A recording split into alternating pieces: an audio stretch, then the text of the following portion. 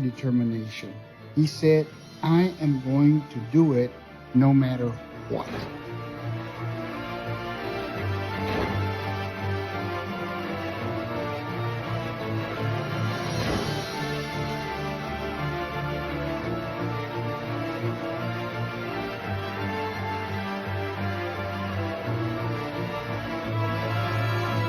A lot of people set out with a great desire to accomplish what they want, but they get tripped up along the way, tripped up by obstacles.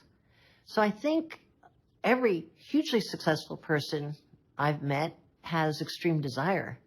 But you know what they have that is so grossly underestimated more than anything else is an inability to feel sorry for themselves when they get hit.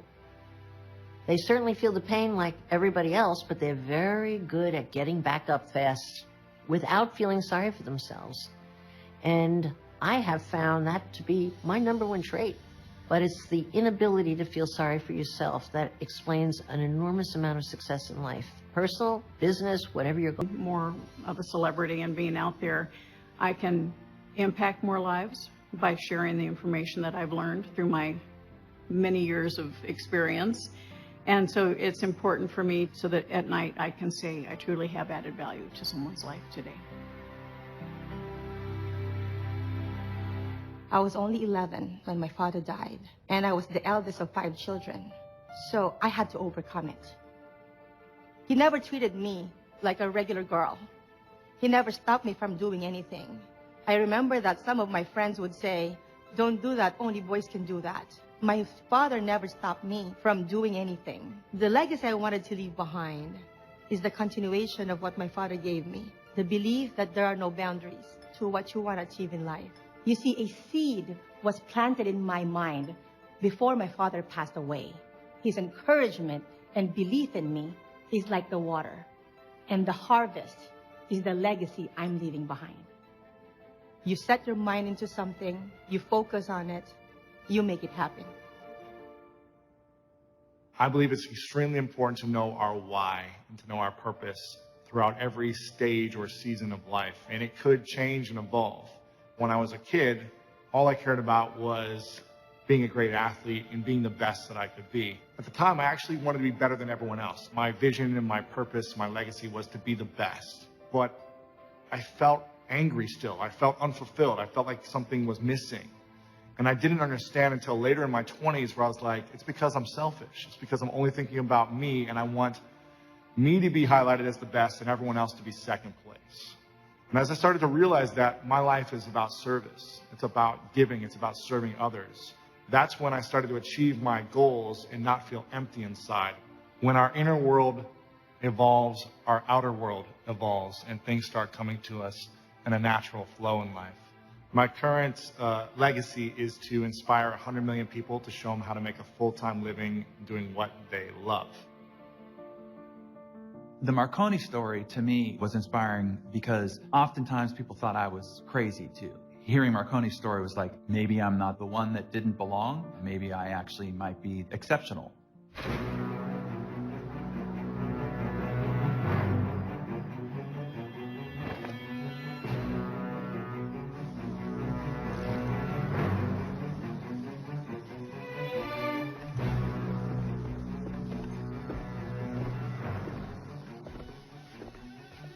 Mr. Marconi? Sir? Yes, I'm busy at the moment. Mr. Marconi, we respectfully request that you come with us, sir. I couldn't possibly. I'm right in the middle of... We have papers that give us the authority to take you... Papers? Are you from the government? No, we're... From the military? Ministry of Defense? No, sir. Thank God for that. We're from the hospital. What hospital? St. Albans. There must be a misunderstanding. Isn't that a mental asylum? Yes, sir. If you would just come quietly, I'm sure we can straighten this out later.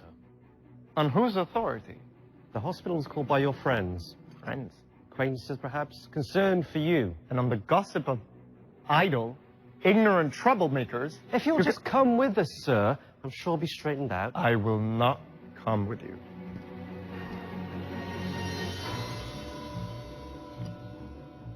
This is insane. As you say, sir. We have a straitjacket in the carriage, but we don't want to be forced to use it. It's For your own good, sir. I'm sure.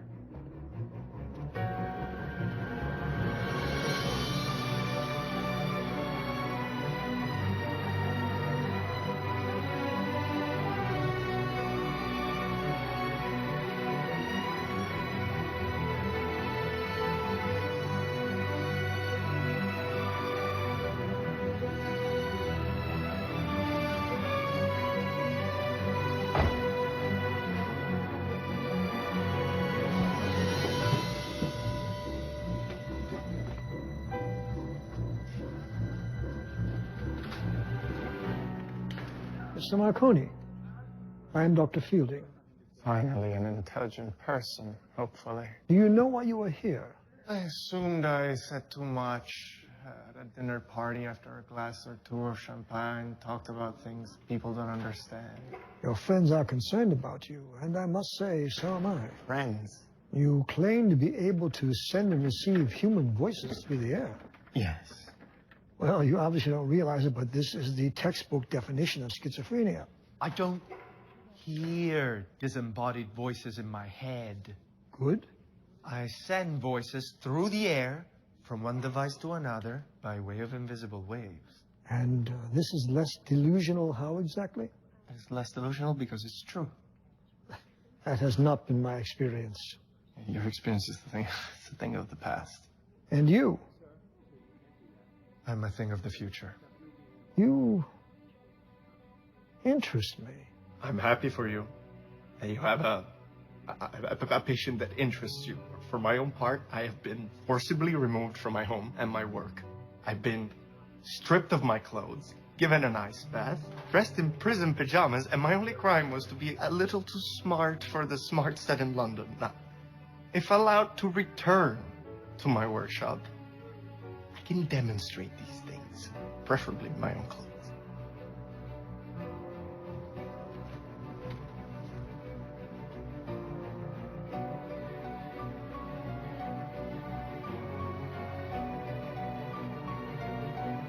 Come with me.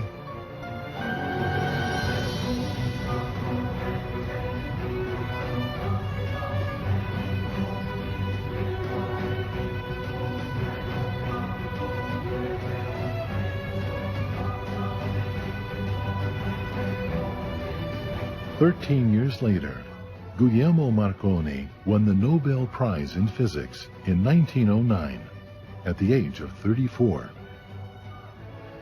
He is now universally recognized as the inventor of the radio. Marconi understood the power of a new idea. So one of my biggest defeats came 2 months after I launched. All of a sudden I saw that my statistics for my podcast were way, way down. Like at first I thought it might be a mistake, and I kind of double checked the phone. I refreshed my browser. I actually even wrote an email to support of the media host company.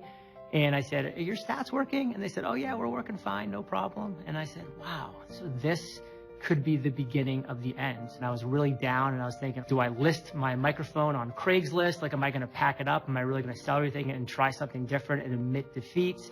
Fired up my computer and saw an email from a listener. And he started off by introducing himself as a military veteran. So I had that connection with him right away because we both served in Iraq. And he was telling me about his struggles coming back and about the struggles he had with PTSD. And then he went on to say how that morning he was particularly down in the dumps. He had recently broken up with his girlfriend, and he just really felt by himself. Like nobody cared.